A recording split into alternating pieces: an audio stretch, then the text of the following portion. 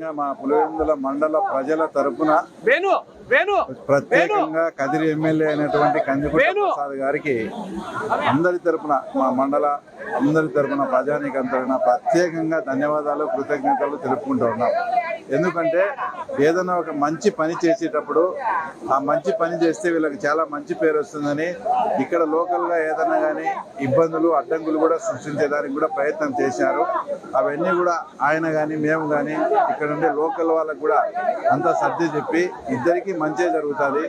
ఏమి అంటే మా ఇద్దరి మాట మీద అందరూ కూడా రైతులు కూడా బాగా సహకరించి తర్వాత ఈరోజు ఇంతటి మాత్రమైన కార్యక్రమం ఈరోజు జరిగిందంటే దానికి ముఖ్యంగా మరీ కందికుంట వారికి కూడా ప్రత్యేకత కృతజ్ఞతలు తెలుపుకుంటూ ఈరోజు మాధవమ్మ కడప ఎమ్మెల్యే గారు ఈ కార్యక్రమానికి ప్రత్యేకంగా ఎందుకు రావాల్సి వచ్చిందంటే మొన్న జరిగిన జెడ్పీటీసీ ఎలక్షన్స్లో పెద్ద ఊరైనటువంటి నల్లపరెడ్డిపల్లి గ్రామం అంతా కూడా కడప ఎమ్మెల్యే గారే ప్రచారం చేశారు. ఆయన ఏ ఇంటికి పోయినా కూడా మాకు అక్కడ నీళ్లు ఎర్రబల్లి చెరువుకు నీళ్లు వచ్చేట్టుగా చేయండి, మా ఓట్లన్నీ కూడా మీకే ఇస్తామని అప్పుడు హామీ ఇచ్చారు.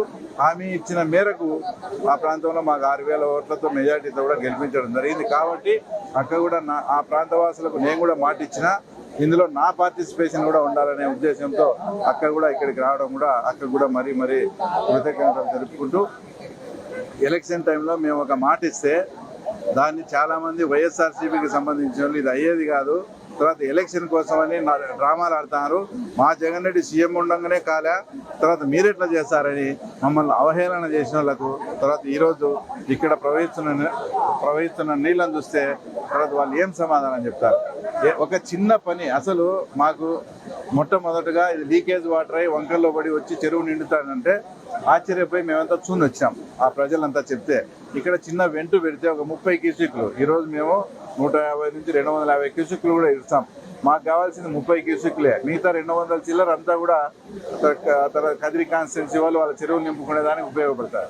ఇంత చిన్న పని ఒక 5-6 గంటలు పనిచేస్తే అయ్యే పని కూడా జగన్మోహన్ రెడ్డికి ఇన్ని 30-35 ఏళ్ళ నుంచి ఒక బానిసలు ఎలాగా వాడుకున్నారో అలాగా రైతాంగాన్ని వాడుకొని వాళ్ళయ్యా మాకు ఆ తర్వాత ఈ చెరువు చాలా జీవనాధారము, ఇక్కడ మీరు పని చేసి పెడితే మాకు చాలా ఉంటుందని అనేక మంది పోయి లీడర్లు పోయి అడిగినా కూడా చాలా అవహేళనగా అవన్నీ పెద్దిరెడ్డి రామచంద్రాన్ని తీసుకోవాలా ఆ టైప్లో చెప్పి ఇంత చిన్న పనిని కూడా ఆయన చేయలేకపోయినాడు.